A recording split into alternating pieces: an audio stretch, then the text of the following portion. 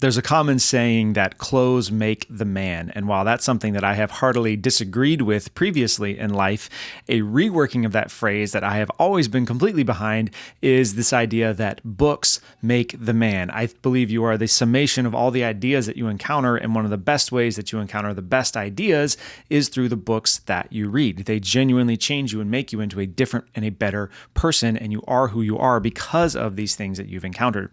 This idea was brought hugely to light to me recently because I read this book, A Gentleman in Moscow by Amor Towles. I don't know how you say his last name. Apologies. But this book came out in 2016. It took the world by freaking storm. Everybody loved it. It was like, wow, A Gentleman in Moscow, so good.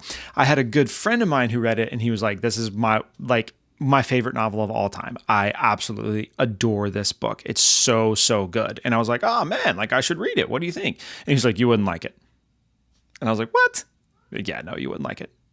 Just skip it. Don't read it. You wouldn't like it. And I'm like, okay, well, whatever. I trust you. So I just moved on. Fast forward to 6 months ago-ish, and I found a hardcover copy at the library, and I picked it up for $1. And then I texted a picture of it to him, and I go, hey, dude, I got A Gentleman in Moscow. And he goes, you know what? Yeah, I think you should read it now. I think you would like it now.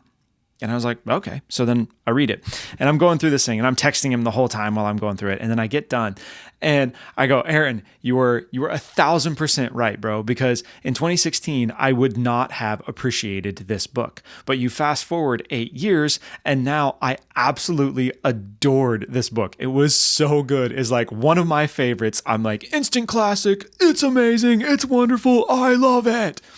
So then I'm sitting here and I'm going, okay, there's this 8-year difference between me not having appreciated this book at all to I absolutely adore it. And it got me thinking about what has changed in me, and the things that has led to these changes is the books that I have read in that time frame. I have become a different person. I've become someone more open to all the incredible things that are inside of this book.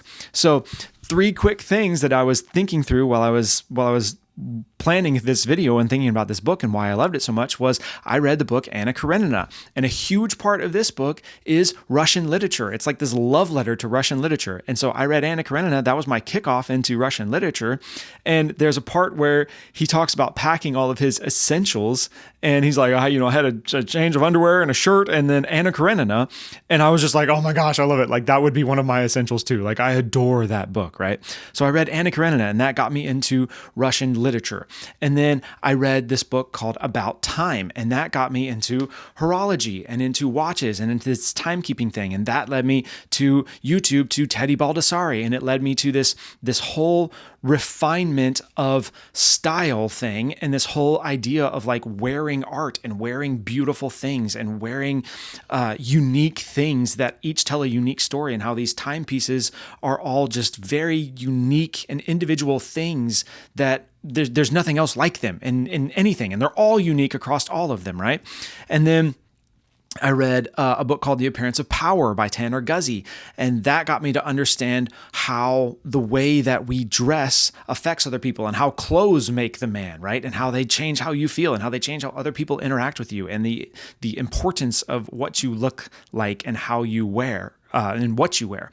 And so anyways, all 3 of these things kind of combined and have made all these changes in me to where I started out in 2016 with this book of like, no, I'm a cowboy and I'm not. And my buddy was like, you're literally not refined enough to enjoy this book. And you fast forward 8 years, and there's no part of me that's left behind this cowboy and this outdoorsman and all this stuff. It's like, I don't need all that. But I've also grown in my taste and been refined because of the books that I've read to be able to enjoy and understand and just be captivated by an incredible story like this. And the one example that I want to give is that one of the most terrible things in this book that happens is in the restaurant of the hotel where the Count is confined. He's in confinement. He can't leave this hotel. And in the restaurant, there's a scene that happens where the government has come in and they've removed all of the labels from the bottles of wine, right?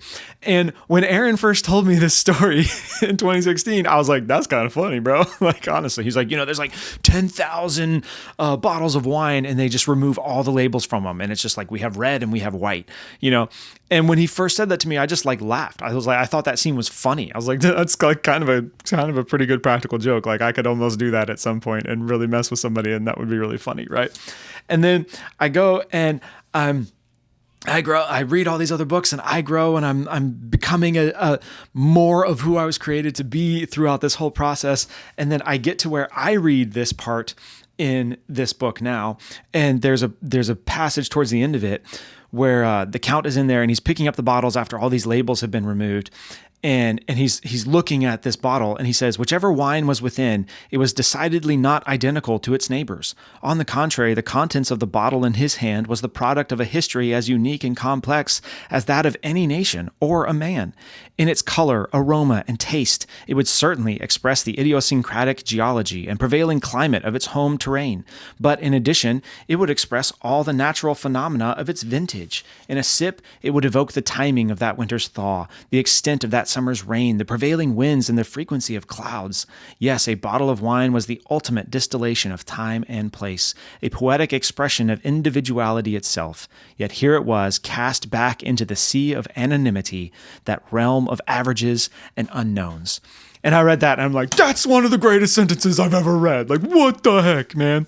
And so it just made me so happy, because it's like, oh my gosh, if you continue to read, if you continue to follow your whimsy, follow where God's leading you, follow where people are recommending stuff to you, you will grow and you will just continually expand. You will continually be able to enjoy more of the life and understand more of other people's opinions and stuff. And you'll go from this scene being funny, 8 years ago, and thinking like, oh, that's like kind of funny. I would maybe do that as a practical joke, to understanding the like heart-wrenching just injustice of this scene, and the just like pure evil of just being like, no, all these things are the same. We have red and we have white, and that's it.